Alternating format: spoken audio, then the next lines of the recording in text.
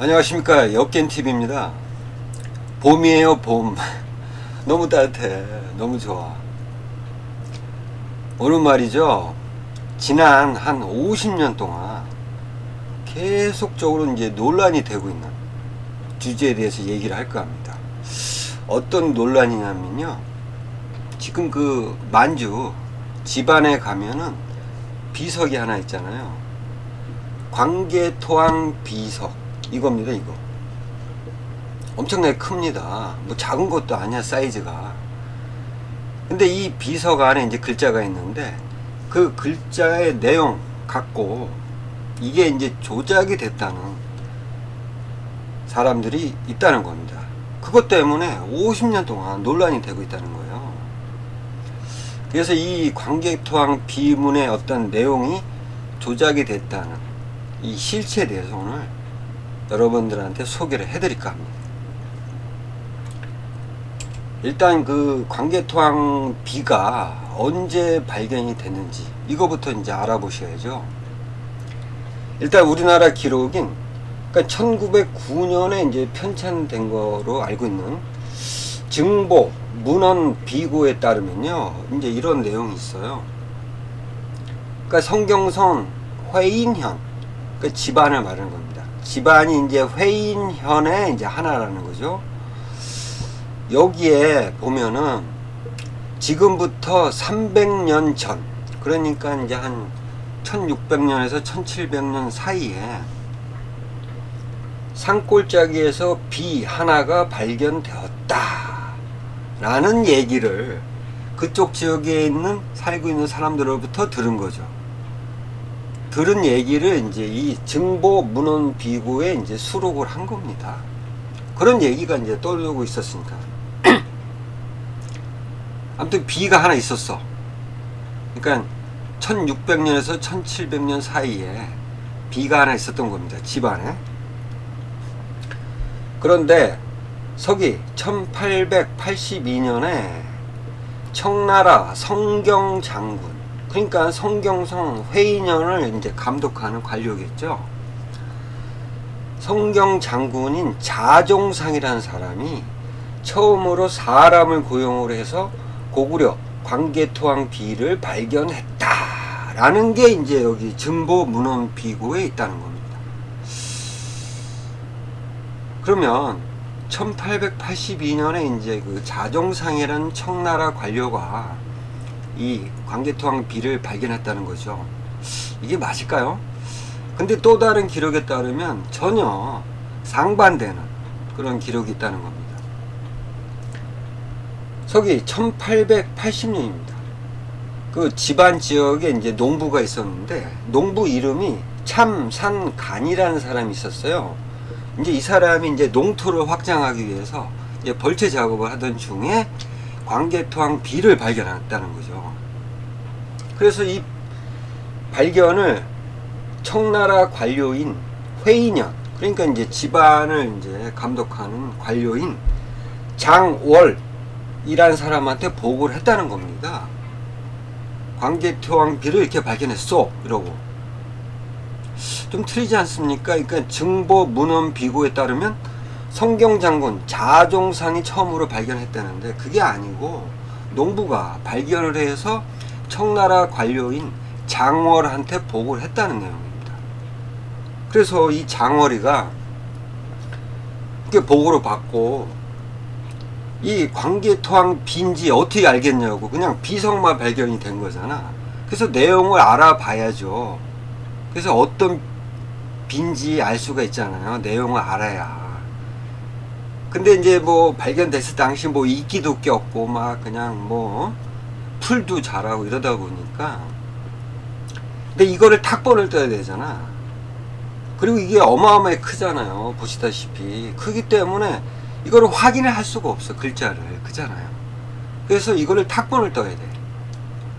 그래서 1882년에 이제 탁본 기술자를 텐진에서 불러옵니다.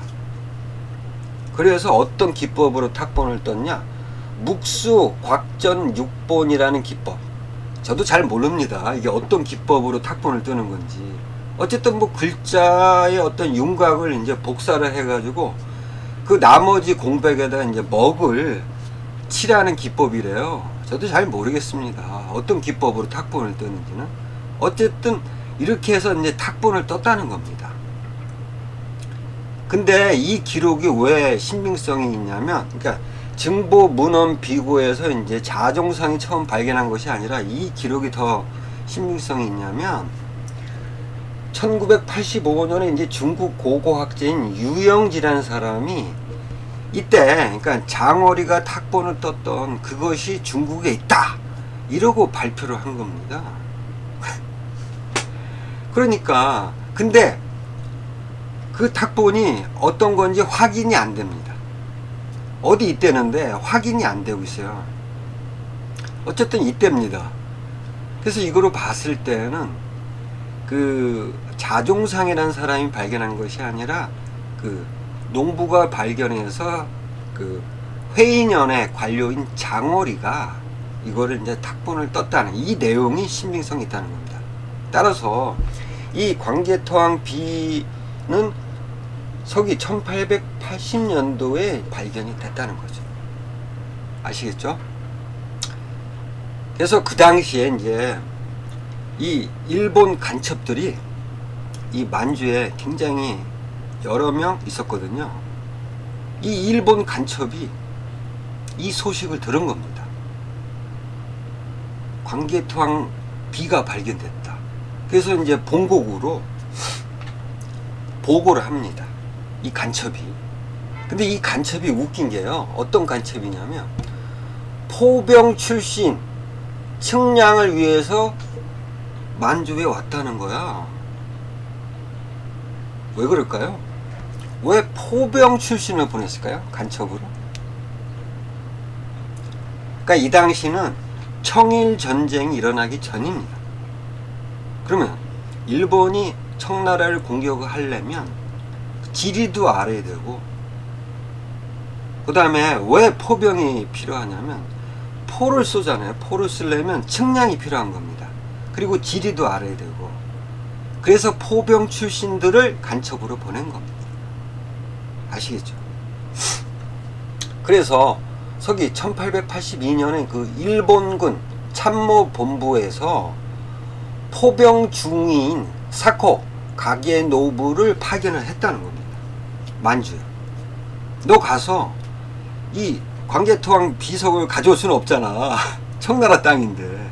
그래서 탁본을 가져오라고 이제 파견을 한 겁니다. 근데 왜 포병 중위를 보냈을까요? 제가 앞서서 말씀드렸잖아요. 이 전쟁 일어나기 전에 포병의 어떤 그런 포를 쏘려면 측량이 필요한 거고 지리도 알아야 되기 때문에. 그래서 그 이 간첩도 포병 출신이었고, 그렇기 때문에 포병 중위를 보낸 겁니다. 네가 가서 탁본을 가져와 이러고. 그래서 이 사코가 이제 만주에 와서, 근데 이 탁본이라는 거는 기본적으로 탁본이라는 게 이제 신빙성을 가지려면 원석 탁본을 떠야 되거든요. 그러니까 그 1882년도에 그 장어리가 이제 텐진의 탁본 기술자들을 불러들여서 묵수 곽전 6본이라는 기법으로 이제 탁본을 떴잖아. 그런 식으로 원석 탁본을 떠야 됩니다. 근데 그게 어려웠던 것 같아. 이 사코가 만주에 가서 탁본을 가져가긴 가져가야 되는데 원석 탁본이 아니라요, 이 사코가 가져간 게 뭐냐면 쌍구가 묵본이라고. 이 기법이 뭐냐면요, 이미 만들어진 탁본을 다시 복사를 하거나 아니면 비문에다가 이제 종이를 대고 이제 글자 주변을 선을 긋습니다. 그리고 그 공백에다가 먹을 칠하는 거야.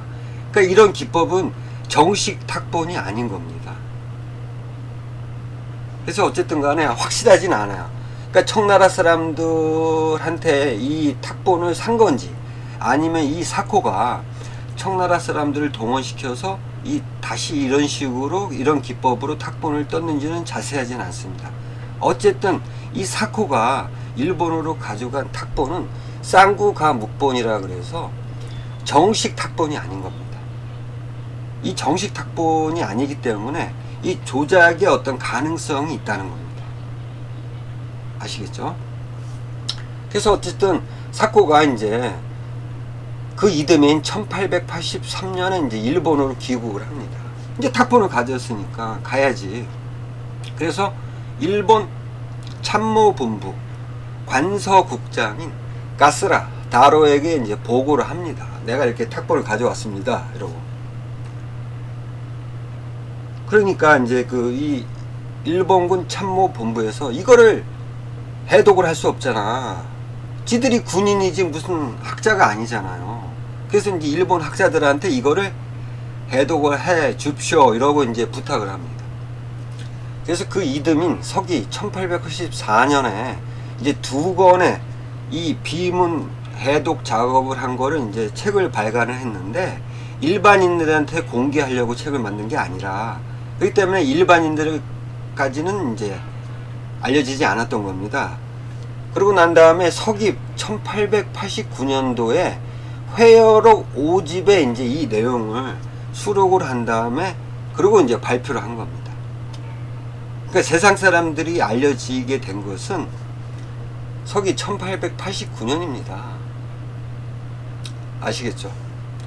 이렇게 이제 그 사코가 그 만주에서 입수한 탁본을 가져가서 일본 학자들에 의해서 이제 해독 작업이 된 게 1889년도에 이제 세상에 알려지게 된 겁니다. 근데 뭐 문제 없잖아. 뭐 일본이 뭐 만주 가서 광개토항 비문의 어떤 탁본을 입수해서 일본으로 가져가서 해독 작업을 했다. 뭐 이상 없잖아요. 근데 왜 이게 논란이 됐을까요? 그 발표한 그러니까 사코가 가져간 탁본이 바로 이겁니다. 쌍구가 묵본이라고 해서 이겁니다. 굉장히 선명하죠. 그러니까 정식 그러니까 원석 탁본은 이렇지 않다는 겁니다. 이렇다는 거는 이거는 정식 탁본이 아니라는 거예요. 이렇게 선명할 수가 없잖아. 어쨌든 이 내용 중에 어떤 내용이 이제 논란에 이제 불을 지핀 겁니다. 여기 그 빨간 표시한 이겁니다. 이 내용이 뭐냐면 신묘년 그러니까 이제 뭐 서기 391년이라고 이제 추정이 됩니다. 391년이에요. 이때 외국이 바다를 건너와 가지고 백제를 말하는 겁니다. 그리고 요 이제 글자가 판독이 안 된 것 같아. 요거는 이제 가야라고 이제 추정을 했다는 겁니다. 일본 역사학자들이. 그러니까 백제, 가야, 신라를 격파하고 신민으로 삼았다라는 기록이야 이게. 요 빨간 표시한 요 내용이요. 그러니까 놀랍지 않습니까? 그 서기 391년에 외국이 백제, 가야, 신라를 함락을 시켰다는 거야. 그럴 만한 능력이 됐을까요? 그 당시? 어쨌든 이렇게 판독이 된 거야. 그래서 이 판독을 할 때 참여했던 사람이 있습니다. 이 사람입니다. 시라토리 구라기치라고. 이 사람이 어떤 얘기를 한지 아십니까? 이 광개토항 비문에 의해서 일본이 조선 남부를 지배했음이 확실해졌다. 그러니까 외국이 그 한반도 남부 지역을 일대를 차지하고 지배를 했다는 거야. 그게 확실해졌다는 거야. 이것 때문에, 이 탁본 때문에. 그러니까 이게 뭡니까? 얘 말이 뭡니까? 그러니까 임나 일본부설을 주장을 한 겁니다. 임나 일본부가 뭡니까? 그러니까 외국이 이 한반도 남부를 점령하고 거기에다 만든 통치 기구의 이름이잖아. 임나 일본부. 이걸 뒀다는 거야. 이게 증명이 됐다는 거야. 이 광개토항 비문의 탁본 이거를 보고 와 맞습니까? 응? 자, 근데 얘네들이 왜 일본 애들이 왜 이렇게 주장을 했냐? 임나 일본부 이 설은요 그냥 머릿속에서 나온 게 아니에요. 어떤 책 속에 있다는 겁니다. 그게 뭐냐면 일본 서기입니다. 일본 서기. 일본 서기에 보면은 그런 내용들이 있다는 겁니다. 그러니까 이 한반도 남부를 점령하고 임나 일본부를 두었다는 그런 내용들이 일본 서기에 있다는 겁니다. 그 중에 하나인데 신공황후 여왕입니다. 여왕. 이 여왕 49년이면요 서기 369년으로 추정이 됩니다. 왜 그러냐면 일본 서기 이 연도는 잘 맞지가 않습니다. 그러니까 대충 이렇게 맞춰보면 그렇다는 겁니다. 서기 369년이에요. 이때 어떤 일이 일어났었냐면 신라가 오랫동안 조공을 바치지 않았답니다. 그래서 이 신공황후가 뚜껑이 열려가지고 백제 사람인 구저 등을 향도로 삼아서 신라를 공격하기 위해서 가야의 별종인 탁성국에 도착을 했다는 내용이야. 와, 아니 백제가 향도를 섰다는 얘기예요. 왜 그러냐면 이제 백제도 점령을 했으니까 백제는 말을 잘 들은 거죠. 그 당시 백제왕이 누구냐? 서기 369년이면 근초고왕이잖아요. 그래서 근초고왕이 목나 근자와 사사녹계 등에게 명해서 군사 수천 명을 보태줬다는 겁니다. 탁승국에 보낸 거야. 이런 내용이 일본 서기에 있다는 거죠. 그래서 이제 신라를 공격을 해가지고 격파를 하고 비자발, 남가라, 탁국, 안나, 다라, 탁순, 가라 등 7개 국 사람들을 평정을 했다는 거야. 근데 좀 이상해. 신라를 공격하기 위해서 이제 백제하고 연합군을 이뤄서 신라를 공격을 했는데 그렇다면 신라 지역에 어떤 명칭이 나와야 되는데 여기 나와 있는 그 7개 국은요 누굽니까 이거? 가야의 별종이에요. 가야의 별종들이에요. 아니 신라를 공격했다며. 거기다가 놀라운 게 탁성국에 모였잖아요. 근데 무슨 탁성국을 평정을 했냐고요. 엉망인 거야. 이 일본 서기의 내용은요. 있지도 않은 내용을 이렇게 기록에 남긴 거야. 그렇잖아요. 그리고 이게 거짓불행이라는 게요 삼국사기에 보면 그냥 바로 나옵니다. 자, 삼국사기에요 서기 368년에 백제가 이제 신라에 사신을 보내가지고 화친을 맺습니다. 백제가 왜 신라에 사신을 보내서 화친을 맺었을까요? 그 당시 고구려가 백제를 공격하기 일보 직전이었기 때문이죠. 그러니까 신라하고 이제 사이를 돈독하게 해야지만 고구려하고 싸울 거 아닙니까? 그래서 신라를 끌어들인 겁니다.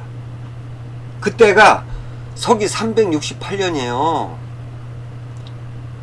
그러면 일본 서기에서 서기 369년에 신라를 치고 했다는 이 내용이 맞습니까?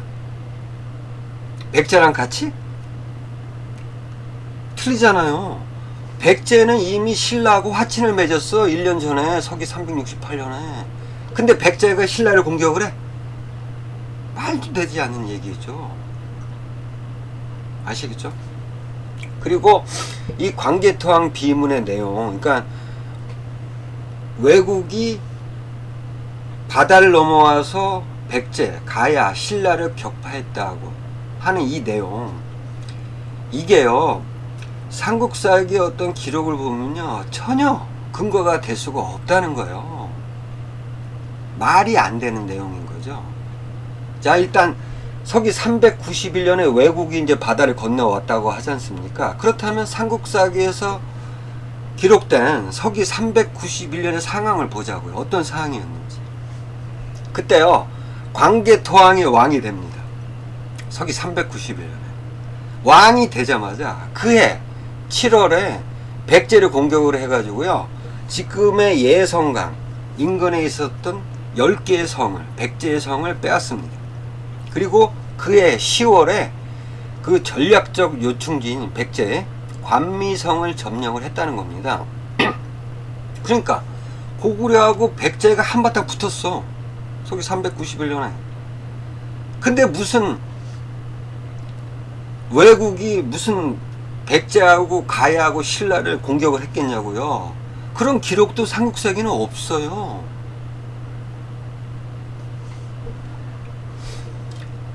이렇게 되니까 이제 백제가 한 대 얻어 맞았잖아요. 관미성까지 뺏겼으니까 그 이듬해인 서기 392년에 백제에서 이제 진사왕이 의문의 죽음을 당하고 아신왕이 왕이 됩니다. 이때요, 이때 놀라운 기록이 나옵니다. 뭐냐면 그 당시 신라가 이제 내무랑이었거든요. 이 내무랑이요, 고구려에 볼모를 보냅니다. 실성이라는 사람을. 물론 이때 뭐 기록상으로는 고구려가 먼저 사신을 보내서 신라에 이제 화친 관계를 맺었는데, 뭐 어떤 것이 맞는지 모르겠어. 신라가 먼저 접근했는지 고구려가 먼저 접근했는지 모르겠지만 어쨌든 간에 신라하고 고구려가 화친 관계를 맺었다는 거야. 이게 중요합니다. 왜 그러냐면 그 이전에 서기 368년에 백제하고 일단 화친 관계를 맺었잖아요, 신라가. 근데 신라가 이렇게 보니까 백제가 관미성까지 뺏겼잖아, 고구려한테. 그러니까 배신을 때린 겁니다. 고구려에 붙은 거야, 백제에서. 이 사건이 중요한 거죠. 그러면 백제가 가뜩이나 지금 고구려한테도 관미성까지 뺏겼잖아. 신라를 가만히 두겠냐고요. 근데 백제가 신라를 공격을 못하겠고, 왜냐하면 지금 고구려가 있기 때문에 누구를 시켰냐? 외인들을 시킵니다.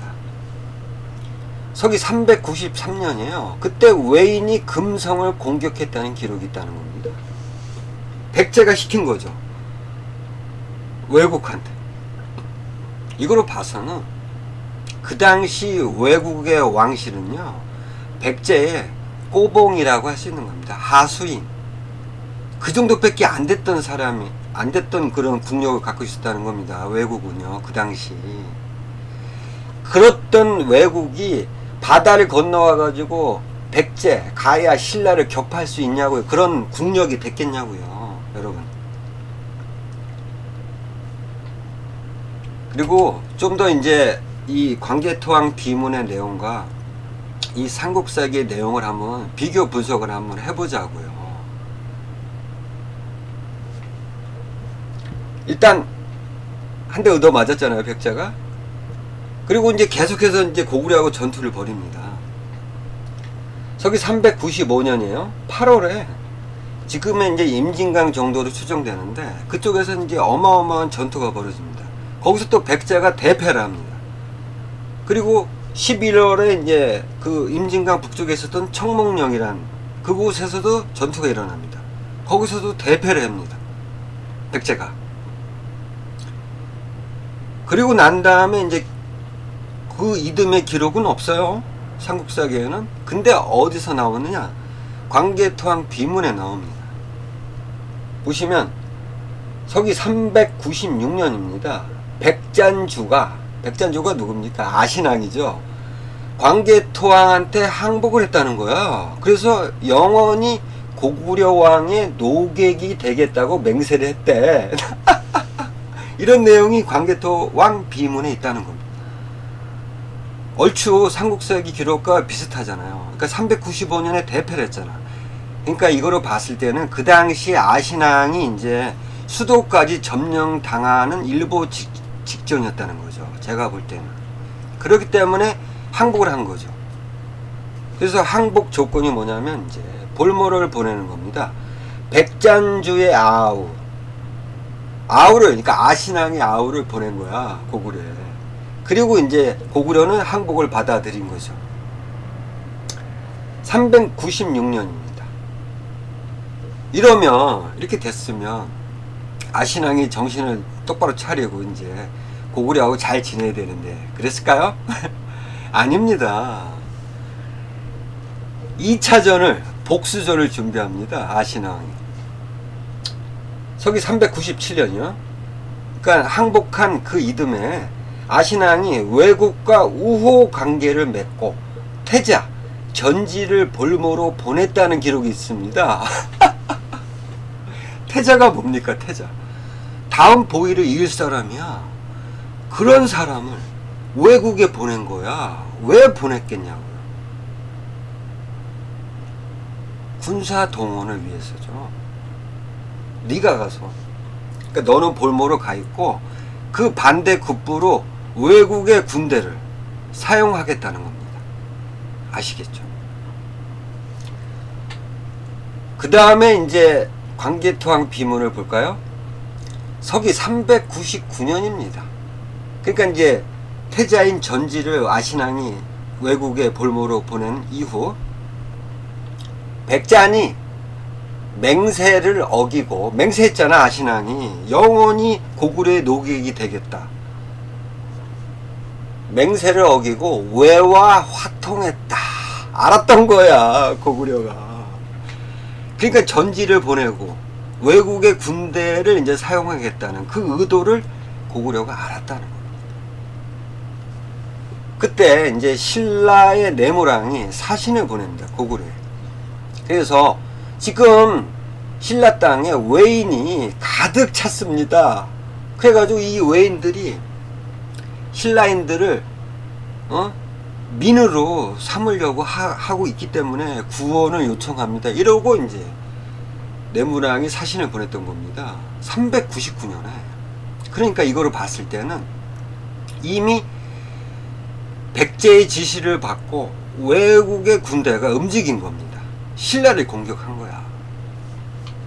그리고 백제는 별도로 서기 399년 8월에 아신왕이 고구려를 침범하고자 병사와 말을 대대적으로 징발하였다는 기록을 봤을 때 이제 백제는 고구려를 이제 공격하기 위해서 별도로, 그러니까 왜곡은 신라를 공격하고 눈을 돌리고, 고구려의 눈을 돌리고 백제는 고구려를 치고, 이런 전략이었던 겁니다. 자, 그래서 광개토왕 비문 내용을 다시 보면 서기 400년에 이제 399년에 이제 움직였잖아. 백제랑 왜곡이. 고구려도 움직입니다. 광개토왕이 보병과 기병 5만 명을 신라에 보냅니다. 와, 5만 명. 근데 이건 좀 아닐 것 같아요. 왜 그러냐면 서기 400년이면요 후연하고 엄청나게 치고받고하기 일보 직전이었다는 거죠. 그래서 두 전선에서 싸울 수는 없잖아 고구려가. 그래서 물론 보냈다는 거는 맞는데 신라의 구원병을 5만 명은 아니라고 봅니다. 고구려 병만, 말갈족이 포함됐다고 저는 보고 있거든요. 어쨌든 간에 이렇게 보냈어요 고구려가 구원병을. 그래서 이제 신라 금성에 도착을 해보니까 외적이 그냥 떼거지로 있었던 거야. 그래서 얘들이 이제 고구려 군이 나타났으니까 도망갑니다. 그 뒤를 급히 추격을 해서 어디까지 갔냐? 임나가라의 종벌성에 이르렀다는 거죠. 그래서 임나가라가 바로 항복했다는 겁니다. 그래서 이제 전투가 끝났습니다. 근데 백제가 어떻게 움직였는지는 기록이 없다는 겁니다. 이 비문에도 없어요. 백제의 움직임은. 잘 모르겠습니다. 어떻게 됐는지. 어쨌든 제가 지금 이렇게 광개토왕 비문의 내용과 삼국사기 어떤 기록을 분석을 했잖아요. 이거를 봤을 때는요, 이 광개토왕, 일본이 주장하는 이 광개토왕 비문의 어떤 내용, 왜국이 바다를 건너와서 백제, 가야, 신라를 정복할 수 있는 그런 국력이 됐겠습니까? 그런 또 그런 상황도 아니었잖아. 그러니까 이거로 봤을 때는요, 그 당시 왜국이라는 거는 백제의 하수인에 불과했다는 겁니다. 자, 이렇게 삼국사기 기록만으로도 이러한 논란을 잠재울 수 있는데, 그죠? 아무도 이 기록을 근거로 해서 이 논란을 잠재울 사람이 없었던 겁니다. 제야든 강단사학이든. 왜 그랬을까? 어쨌든 이렇게 흘러가다가요, 놀라운 사건이 터집니다. 이 사람입니다. 제1사학자 이진희 씨. 이 사람이요. 이 사람이 놀라운 발표를 합니다. 그러니까 이 사람이 이제 그 일본에 있는 그 광개토항 비문 탁본을 이제 연구를 했던 거야. 근데 연구를 하다 보니까 이게 탁본이라는 게 이제 원석 탁본을 또 이게 굉장히 어렵다고 제가 말씀을 드렸잖아요. 대부분 이제 석회를 바르고 뜬 석회 탁본이 많았던 거야. 그러니까 이제 이 사람이 생각할 때는 석회로 떴다. 그렇다는 거는 이거는 조작이 가능하다고 제가 앞서서도 말씀드렸잖아요.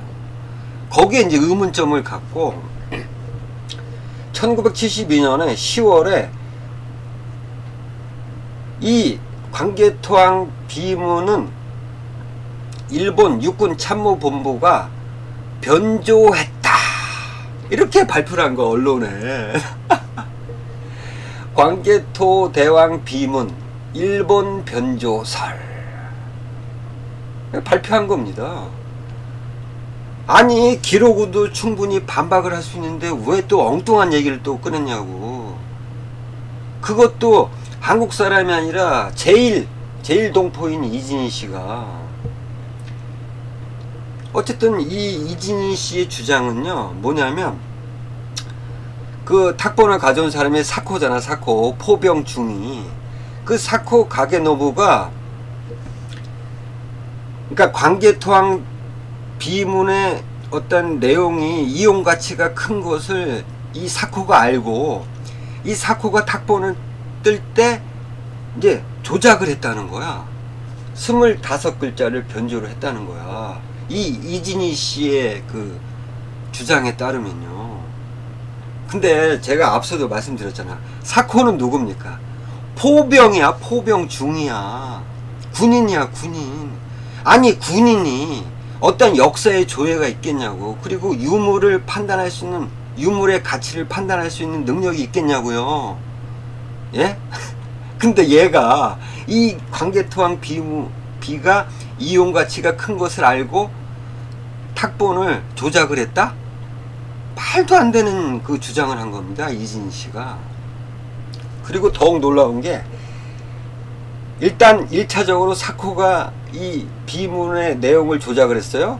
그 이후에 참모본부가 이제 사코가 그 조작한 이 사실을 은폐하기 위해서 비면에다가, 그러니까 광개토항 이 비면에다가 석회를 발랐다는 거예요, 여기다가. 그래서 글자를 조작을 해놨다는 거야. 와, 이렇게 발표를 한 겁니다, 이진희 씨가. 맞습니까? 그러니까 제가 앞서도 말씀드렸잖아요. 이 사코가 어떻게 탁본을 입수하게 된 경위하고, 그 다음에 일본 참모본부한테, 참모본부의 소속인 포병이었단 말이에요. 포병 중위. 그래서 사코가 이거를 어렵게 입수한 그 쌍구구 묵본이라는 이 탁본을 일본을 가져갔잖아요. 그리고 참모본부한테 그거를 보고를 했고, 그래서 참모본부가 역사학자들한테 의뢰를 해서 이제 해독을 했잖아요. 그 과정에서 조작이 될 수는 있어도 이 사코가 이 탁본을 조작을 했다, 이건 아닌 거죠. 그리고 참모본부가 다시 와가지고 이 광개토항 비에다가 석회를 발라가지고 글자를 조작을 했다? 이것도 아닌 거죠. 아시겠죠? 이렇게 엉뚱한 얘기를 한 겁니다. 엉뚱한 주장을 한 거야. 그러니까 이 이진 씨가 잘못 생각하는 게 뭐냐면요, 그 1981년도에 그 중국인 그 왕건군이라는 사람이 있었어요.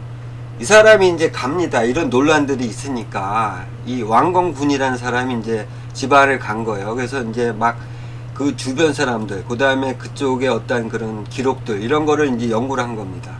그랬더니 그때 탁본을 뜬 사람들은 누구냐?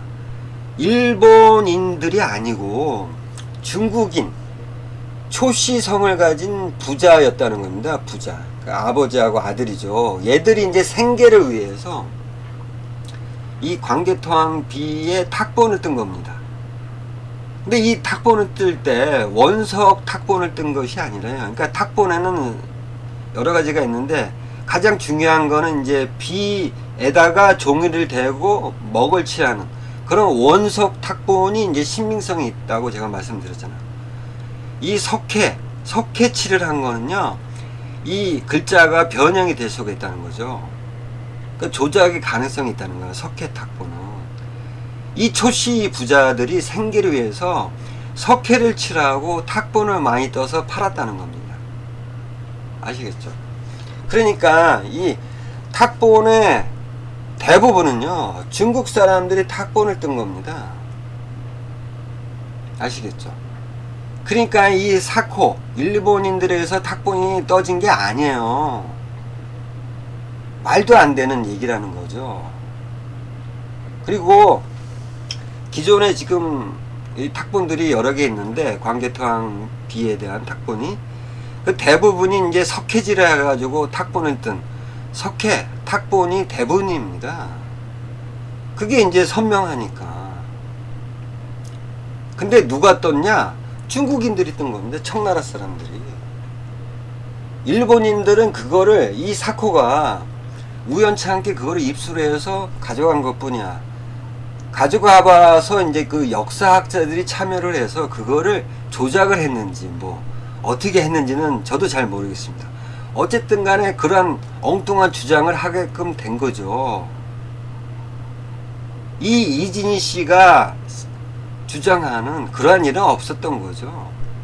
물론 조작이 뭐 됐냐 안 됐냐는 저도 잘 모르겠지만 조작이 어느 정도 됐겠죠. 왜냐면 일본인들이 이제 일본 석의 어떤 그 신빙성을 증명하기 위해서 임나 일본부서를 들고 나왔다는 거는 조작을 가했다는 거죠. 그건 저도 인정을 합니다. 근데 중요한 거는 이 사코가 일본 참모본부가 개입이 됐다, 이건 아니라는 거죠. 그러니까 이렇게 제가 앞서도 설명을 쭉 했잖아요. 기록만으로도 충분히 이 논란을 잠재울 수 있었는데 그런 것들을 안 하고 이런 엉뚱한 사람들에 의해서 황당한 주장들만 있었다는 겁니다. 아시겠죠? 그래서 중요한 거는요, 기록인 겁니다. 기록을 분석할 줄 알아야 되고 그걸 바탕으로 해야 된다는 겁니다. 그러니까 그게 안 되고 지금 보세요. 그 뭐 제아나 강단이나 막 엉뚱한 이야기들을 하고 있잖아. 거기에 여러분들은 부와 내동하지 마시기 바랍니다. 어쨌든 오늘 그 광개토항 B문 조작이냐 그에 대한 실체를 제가 말씀을 드렸습니다. 아시겠죠? 다음에 또 좋은 내용으로 찾아뵙도록 하겠습니다. 감사합니다.